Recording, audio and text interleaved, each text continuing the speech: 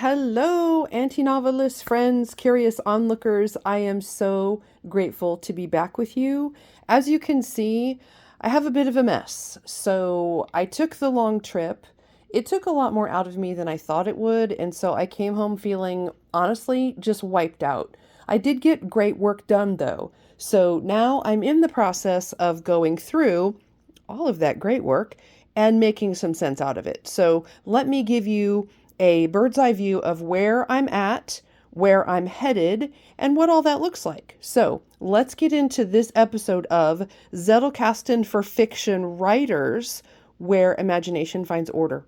Here we go. So on the long writing retreat trip, I took with me the Happy Planner notebook that has one tab for each major part of the book. And I started breaking down into sub-chapters and chapters what the book looks like now, because one of the things I did is I wrote a ton of stuff while I was gone. I really dove in. I just hammered it out. It's in extremely rough form, but I got my work done. I'm very pleased with the work that I got done. So I need to go through that notebook and start extracting out those rough drafts and typing those into my Scrivener, which is over there, and making sense of those chapters.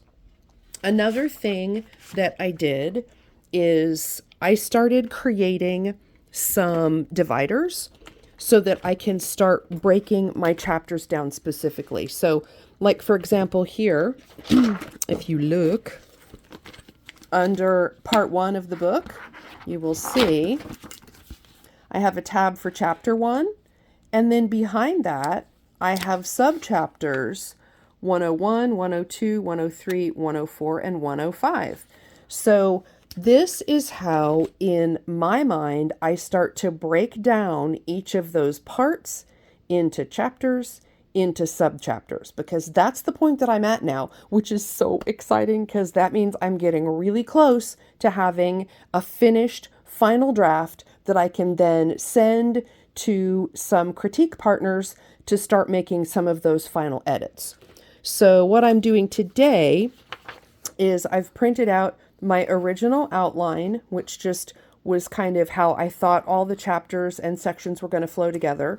And alongside that, I've printed out my updated after my trip outline that is much more detailed and just really starts to sequence those ideas, those thoughts, all of those things in alongside all the research that I've done, which is a lot. Holy cow. I didn't realize how deep in the research rabbit hole I would go, but as many of my former students over the years would tell you, I will go to crazy lengths to explain something or break it down so that you can dive in and use it. And that's exactly what I'm doing in this book.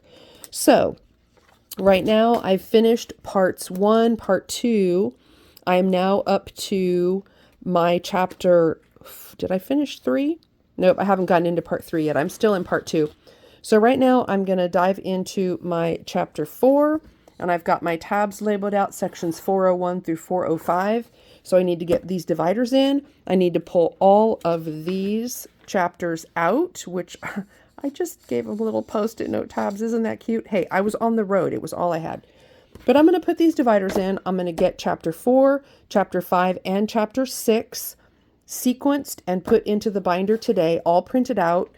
And then I'm going to jump, because one of the things that I wrote a ton about while I was gone is over here in chapter 8, Fundamentals of Long Fiction.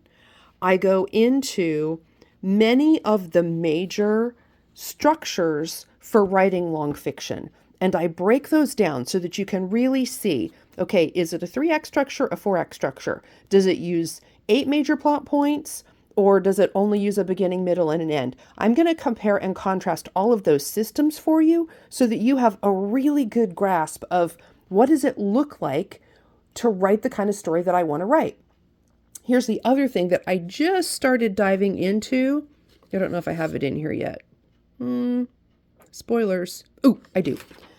In part 4, under exploring story structure, I've gone through the kinds of narrative that I want to show you first. So we've got character-driven narrative, we've got conflict-driven narrative, we've got script writing derivatives, and episodic narratives. So what I'm doing is I'm categorizing the different kinds of narrative for you before we get into world story structure and start talking about all of the different ways that other cultures have broken stories down. Spoiler alert, I know you've heard me say this. I know, it's crazy. It's not the 8 plot point Western conflict-driven narrative. That's just not out there. There are much cooler and more fun ways of doing it if the 8 plot point structure doesn't work for you. I'm going to share all those for you and break them down so that you can use those tools. So that's a bird's eye view of where I'm at. I've got a lot of work to do. It's 1:45 here on the ranch in the Midwest. So I've got at least 3 or 4 more writing sprints in me, but I've got to get this high-level organization done first so that as I start printing out each one of the sub-chapters, I can slot them in where they go, and then dun, dun, dun, I will dive into my portable Zettelkasten, which you may recall has 1 tab for each major chapter. Yeah, this little dilly, this little travel mobile Zettelkasten satellite worked terrific. If you have to go on a long journey and you want to take the cards that you need, I highly recommend this kind of box. It zips shut. You can see it's all dusty because it was in the tent for a week. But this little baby did its job, and all of my chapter cards were safe inside the whole time, even though it was super dusty and dirty out where we were in Wyoming. So I will dig into this later and start sequencing those research cards into these new subchapters after I get them sequenced. So that's where I'm at. I am going to pick up the daily thread now. I'm back in the saddle. I'm ready to go and start bringing you along on the next steps of this journey towards Zettelkasten for fiction writers. We have got so much work ahead of us that is just going to be wicked fun. I can't wait to take you with me. So as always, thank you for joining me, and I will see you tomorrow for the next video.